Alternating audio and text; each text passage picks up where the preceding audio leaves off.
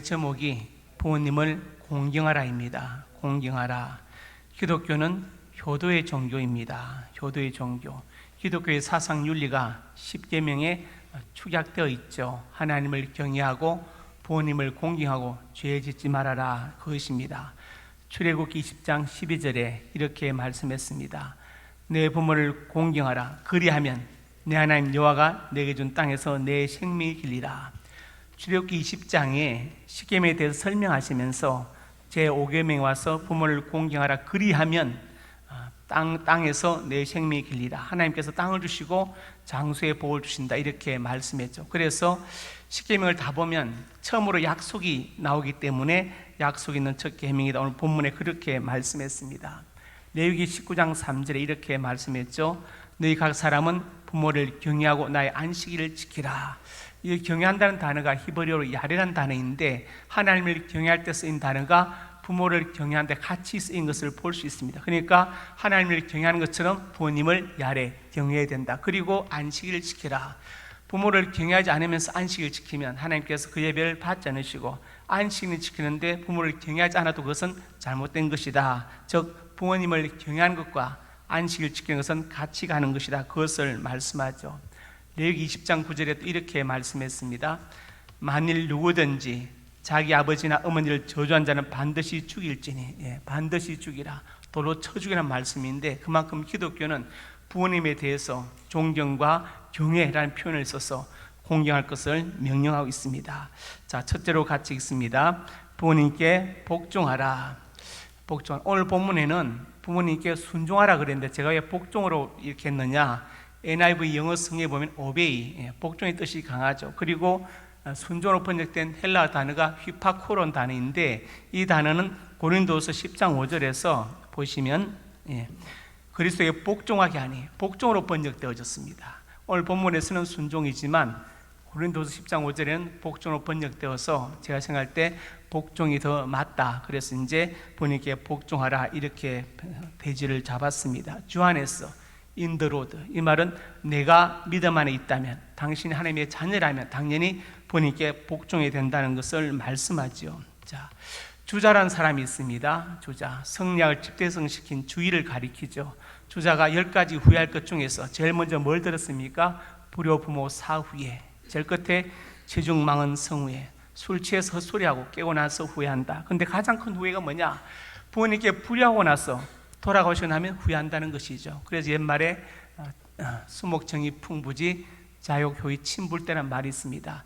나무는 고요하고자 하나 바람이 멈추지 않고, 자식은 효도하고자 하나 부모는 기다려주지 않는다, 그것을 말하는 것입니다. 그래서 선조 때 자해정을 지낸 송강정철은 업이 사라질 때 섬길랑 다해라.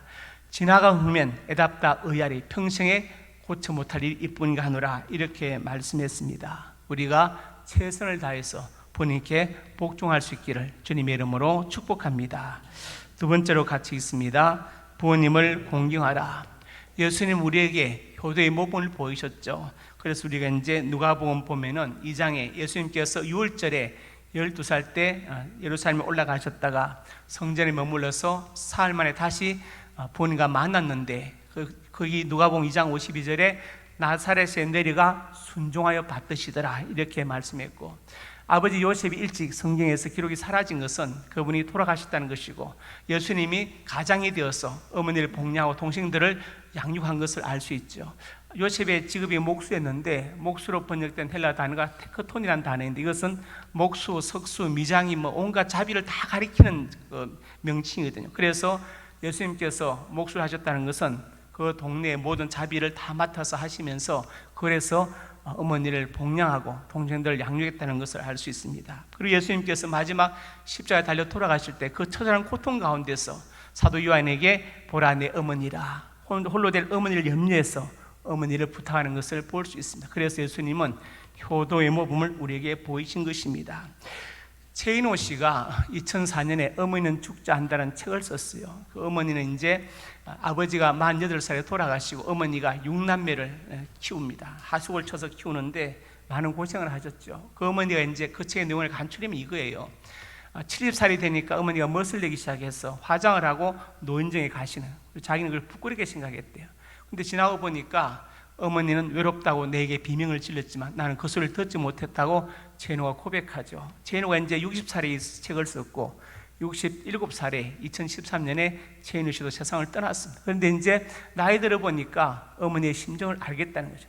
나이 드시면서 외로워하시는 심정을 알겠다. 그건 자기는 그것을 음성을 듣지 못했다는 것이죠. 그러면서 어머니가 어떻게 생각했느냐, 좋은 옷을 입혀드리고 끼니마다 고기 반찬 해드리는데 왜 불평이 많으신가 생각했대요. 자기가 나이 들기 전에는. 지나고 보니까 어머니를 보이지 않고 들리지 않고 말할 수 없는 이제 감옥에 가둬놓고 내가 서서히 죽이는 형리에 난 불과했다고 스스로 자책하는 장면이 그 내용에 나옵니다.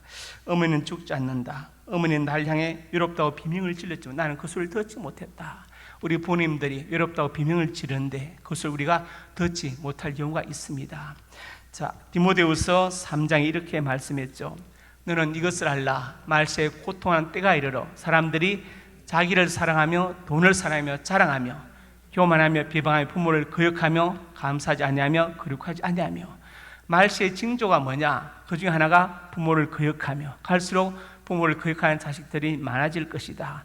돈을 사랑하고 자기를 사랑하고 다 말세의 징조죠. 지금이 바로 말세 아니겠습니까? 그래서 공경이란 말은 헬라어 티마오를 번역한 것인데, 그래서 직역하면 사례금을 드리라. 부모가 너를 낳고 기르고 양육한 모든 수고에 대해서 내가 사례금을 드려서 은혜를 갚아보라. 이것을 지금 말하는 것입니다. 즉 부모님의 노를 책임지라는 것을 말하는 것이죠. 여러분, 최선을 다해서 부모님을 공경할 수 있기를 주님의 이름으로 축복합니다. 세 번째로 같이 읽습니다. 부모 공경의 축복. 오늘 본문 3절에 말씀했죠. 이로써 내가 잘되고 땅에서 장수하리라. 다 잘되기 원하고 다 건강하고 장수하기 원하는데 비결이 어디 있느냐? 부모님을 공경하면 잘되고 장수할 것이다.